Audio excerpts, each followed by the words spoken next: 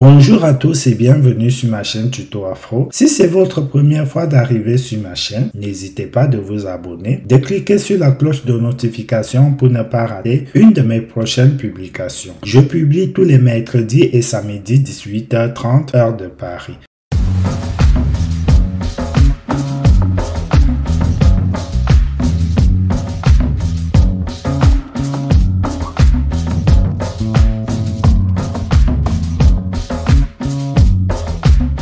Aujourd'hui, dans cette vidéo, nous allons voir comment déclarer son concubin ou son mari à la CAF. Donc, vous êtes en couple avec une personne, dont vous êtes légalement marié ou vous êtes en concubinage ou encore en union libre. Comment le faire pour déclarer cette personne? Parce qu'il est recommandé ou obligatoire de déclarer toute personne qui réside avec vous auprès de la CAF. Du coup, vous allez vous connecter sur votre compte de la CAF. Arrivé à ce niveau, vous allez cliquer sur consulter ou modifier. Une fois que vous l'avez fait, vous allez arriver à ce niveau-là, à cette interface. Vous aurez votre situation à ce niveau, donc situation familiale. Vous allez cliquer sur ce petit trait-là. Une fois là, on va vous dire que la demande peut durer entre 2 et 5 minutes dans la démarche. Vous cliquez sur commencer. Une fois que vous avez cliqué sur commencer, vous allez donc choisir ici si vous êtes marié, pacsé, union libre. Donc ça veut dire en concubinage, vous n'êtes pas marié, mais vous vivez avec la personne. Vous cliquez là, donc en fonction de votre situation. Une fois que vous choisissez votre situation, vous devez mettre la date que vous avez commencé à habiter avec la personne en France et non la date que vous connaissez la personne. Ici, dans notre exemple, nous allons mettre par exemple là 30/05. Une fois que vous avez choisi la date, vous cliquez sur continuer. Ensuite, on va vous demander le sexe de la personne et son nom de famille, son prénom. Le nom d'usage, c'est pour les mariés. Donc, si la personne a un nom d'usage, dont la femme généralement. Le numéro de sécurité sociale de la personne, si elle en a un. Le nom,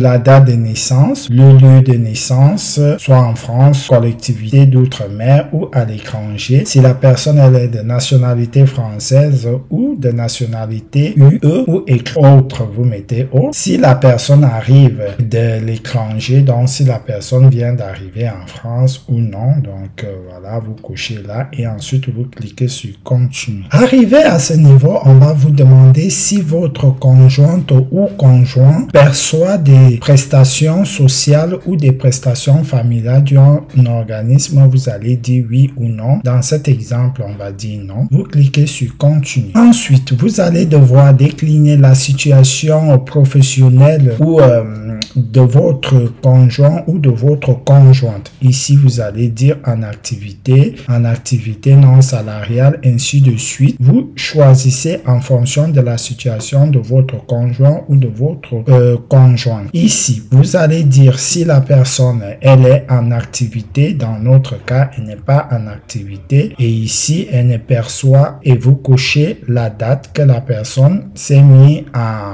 ou bien qu'elle n'a jamais travaillé ou si elle a déjà travaillé. Une fois que vous avez terminé cette partie-là, vous allez arriver au récapitulatif où on va donc vous montrer toutes les informations que vous avez déclarées. Et si tout est correct, vous cliquez sur valider et continuer.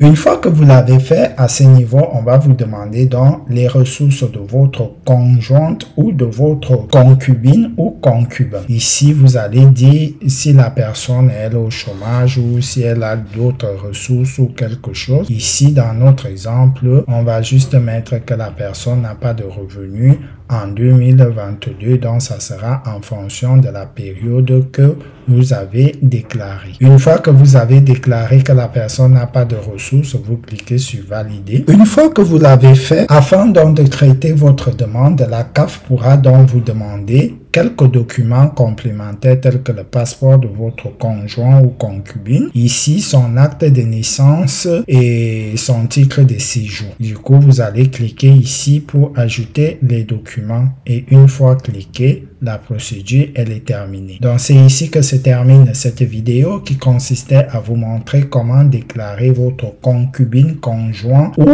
mari ou épouse sur le site de la CAF. Si la vidéo vous a plu, n'hésitez pas de liker, de partager et on se dit à la prochaine pour un nouveau tuto.